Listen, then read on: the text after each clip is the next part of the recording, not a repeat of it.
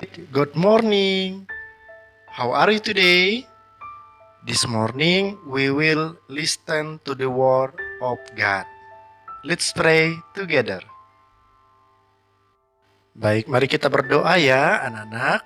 Yuk ambil sikap doa, lipat tangan, tutup mata, kita berdoa. Mister pimpin kita di dalam doa ya.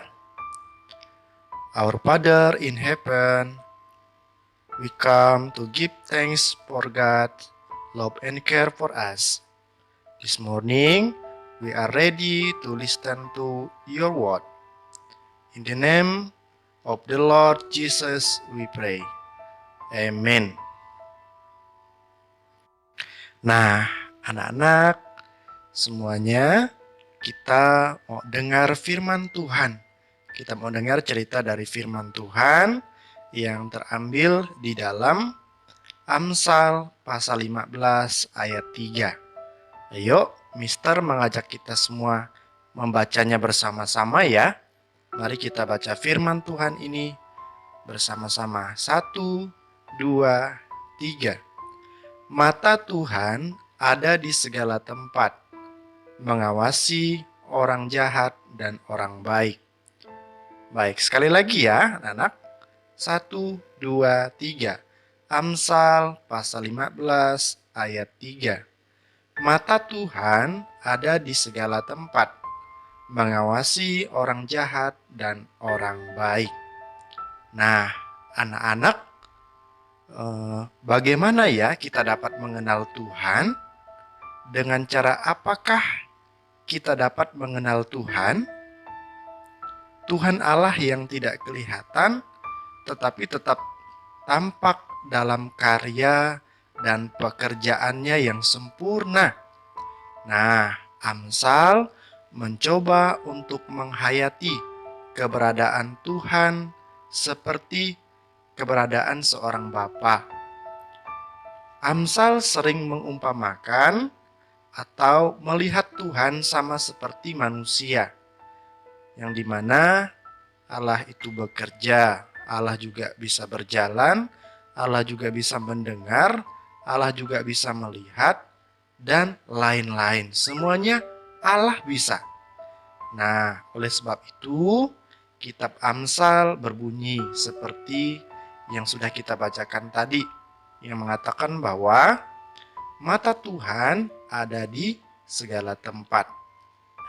Nah, anak-anak, jadi jelas sekali bahwa Amsal menyatakan tentang Tuhan yang mempunyai mata untuk melihat.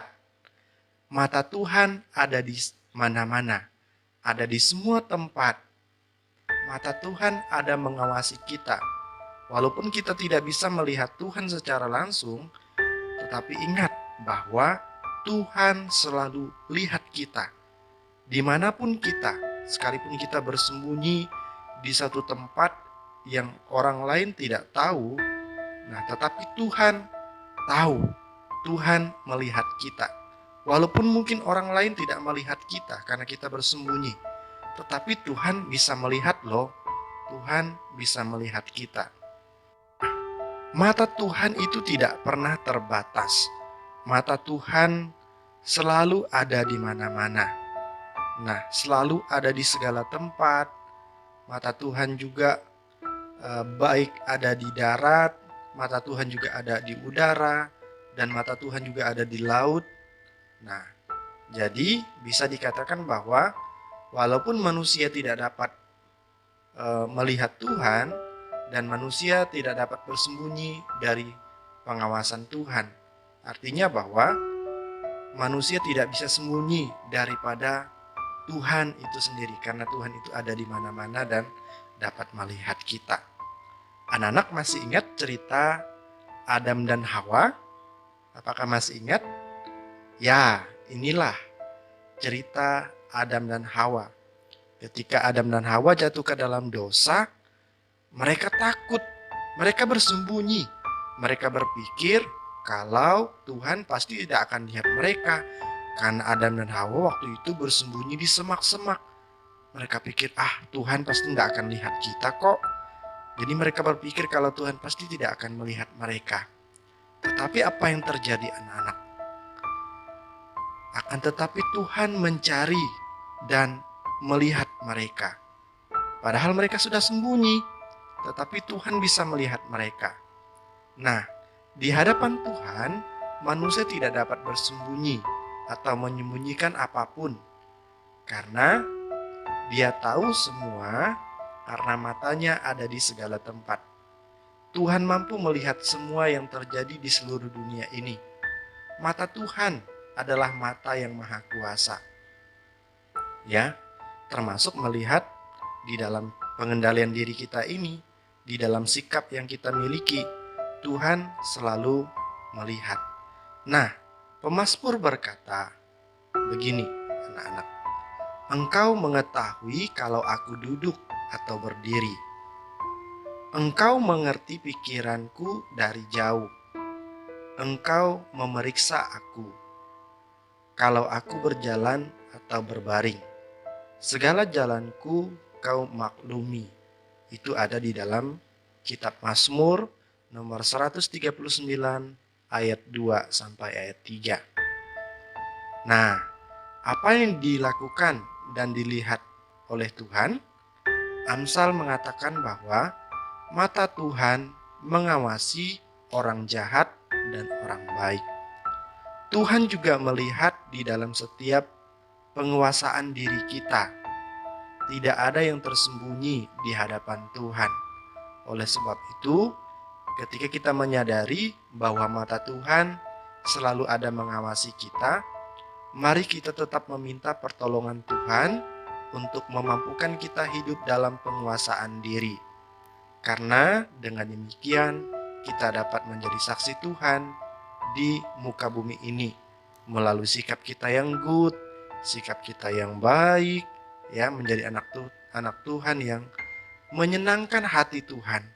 Nah, Tuhan senang kalau kita punya sikap yang baik di dalam kita mengendalikan diri kita ini menjadi anak Tuhan yang good, anak Tuhan yang menyenangkan hati Tuhan, menyenangkan hati orang tua, menyenangkan hati guru, menyenangkan hati sesama. Nah, kita akan mengakhiri devosi kita.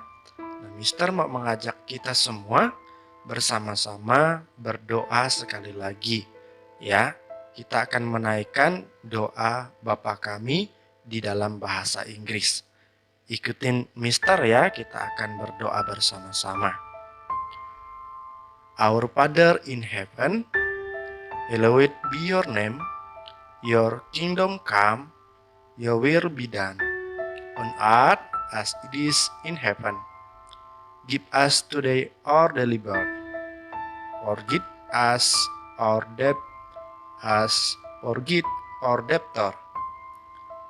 Do not lead us into temptation, but deliver us from the evil one. Your is kingdom, the power, and the glory. Amen. Nah, kita sudah selesai devosi. Selamat melakukan aktivitas belajar. Tuhan Yesus memberkati.